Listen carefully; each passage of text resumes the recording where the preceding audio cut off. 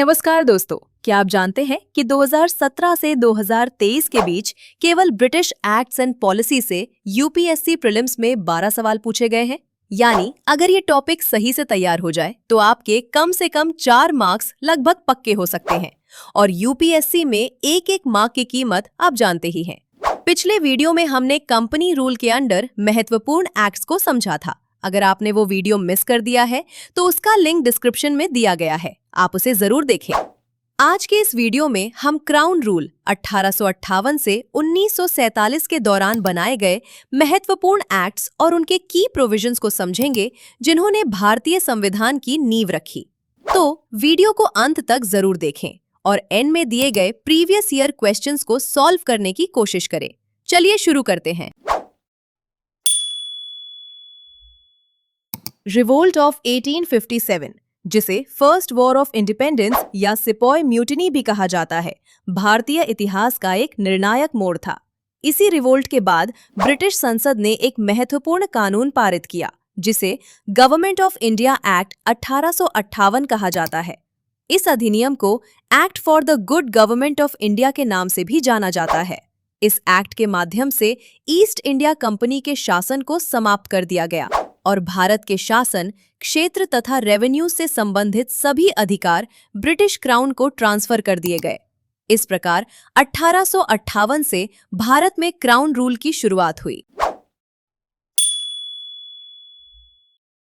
1858 के government of India act के अनुसार भारत का शासन ब्रिटिश सम्राट के नाम से और उनके अधिकार के अंतर्गत चलाया जाने लगा। साथ ही इस एक्ट ने गवर्नर जनरल ऑफ इंडिया का डेजिग्नेशन बदलकर वाइसरॉय ऑफ इंडिया कर दिया। वाइसरॉय भारत में ब्रिटिश क्राउन का डायरेक्ट रिप्रेजेंटेटिव था और लॉर्ड कैनिंग भारत के पहले वाइसराय बने। इस एक्ट ने बोर्ड ऑफ कंट्रोल और कोर्ट ऑफ डायरेक्टर्स को एबॉलिश करके डबल गवर्नमेंट सिस्टम की व्यवस्था को खत्म कर दिया। गवर्नमेंट ऑफ इंडिया एक्ट 1858 ने भारत के प्रशासन पर पूर्ण नियंत्रण रखने के लिए secretary of state for India नामक एक नया पद बनाया।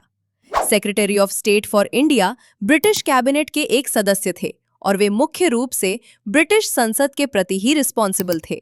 उनकी सहायता के लिए 15 सदस्यों वाली काउंसिल ऑफ इंडिया का गठन किया गया। यह एक एडवाइजरी बॉडी थी जिसके अध्यक्ष स्वयं सेक्रेटरी ऑफ स्टेट थे। इस एक्ट ने secretary of state in council को एक बॉडी कॉर्पोरेट बना दिया। इसका मतलब था कि भारत या इंग्लैंड कहीं भी उन पर मुकदमा चलाया जा सकता था और वे भी किसी पर मुकदमा कर सकते थे। 1858 का कानून मुख्यतः प्रशासनिक नियंत्रण की व्यवस्था को सुधारने के लिए बनाया गया था, ताकि इंग्लैंड से भारत के शासन को बेहतर तरीके से नियंत्रित किया जा सके। हालांकि इस एक्ट ने भारत में पहले से चल रही शासन प्रणाली में कोई बड़ा या मूलभूत परिवर्तन नहीं किया। इंडियन काउंसिल्स एक्ट ऑफ 1861 ने कानून बनाने की प्रक्रिया में भारतीयों की भागीदारी की शुरुआत की। इस अधिनियम के अनुसार वाइसराय की विस्तारित लेजिस्लेटिव काउंसिल में कुछ भारतीयों को नॉन ऑफिशियल मेंबर्स के रूप में नॉमिनेट किया गया। 1862 में तत्कालीन वाइसराय लॉर्ड कैनिंग ने 3 भारतीयों की नियुक्ति की। वे थे बनारस के राजा, पटियाला के महाराजा और सर दिनकर राव। यही भारत में रिप्रेजेंटेटिव इंस्टीट्यूशंस की शुरुआत थी। 1861 के इस एक्ट ने डिसेंट्रलाइजेशन की प्रक्रिया भी शुरू की। बॉम्बे और मद्रास प्रेसिडेंसी को उनके कानून बनाने के अधिकार वापस दे दिए गए। इससे 1773 के रेगुलेटिंग एक्ट से शुरू हुई और 1833 के चार्टर एक्ट में चरम पर पहुंची सेंट्रलाइजेशन की प्रक्रिया पूरी तरह उलट गई। इस अधिनियम ने नई लेजिस्लेटिव काउंसिल्स की स्थापना भी की। बंगाल में 1862 में, नॉर्थ वेस्ट फ्रंटियर प्रांत में 1866 में और पंजाब में 1897 में प्रांतीय विधायी परिषदों की स्थापना की गई। 1861 के इंडियन काउंसिल्स एक्ट ने पोर्टफोलियो सिस्टम को आधिकारिक मान्यता दी, जिसे लॉर्ड कैनिंग ने 1859 में शुरू किया था। इसके अंतर्गत वाइसराय की परिषद का प्रत्येक सदस्य एक या अधिक विभागों का प्रमुख होता था और उस विभाग से संबंधित अंतिम आदेश स्वयं जारी कर सकता था। साथ ही इस एक्ट ने आपातकालीन परिस्थितियों में वाइसराय को लेजिस्लेटिव काउंसिल की स्वीकृति के बिना ऑर्डिनेंस इशू करने का अधिकार भी दिया। ऐसे ऑर्डिनेंस की वैलिडिटी 6 महीने होती थी। 1892 के इंडियन काउंसिल्स एक्ट ने केंद्रीय और प्रांतीय लेजिस्लेटिव काउंसिल्स में नॉन ऑफिशियल मेंबर्स की संख्या बढ़ाई। हालांकि इसके बावजूद ऑफिशियल मेजॉरिटी को बनाए रखा गया। इस कानून ने लेजिस्लेटिव काउंसिल्स के मेंबर्स को बजट पर चर्चा करने और एग्जीक्यूटिव से प्रश्न पूछने का अधिकार दिया गया। हालांकि उन्हें बजट पर वोटिंग करने का अधिकार नहीं था। 1892 के एक्ट ने लिमिटेड और इनडायरेक्ट रूप से चुनाव प्रक्रिया की शुरुआत की।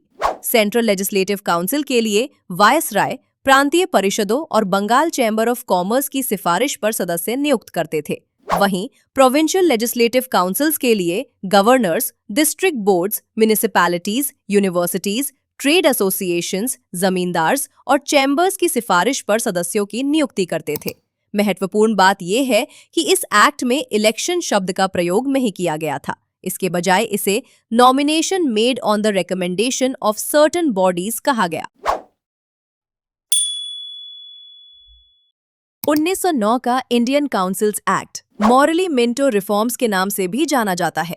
उस समय लॉर्ड मॉरली भारत के सेक्रेटरी ऑफ स्टेट थे और लॉर्ड मिंटो भारत के वाइसराय थे।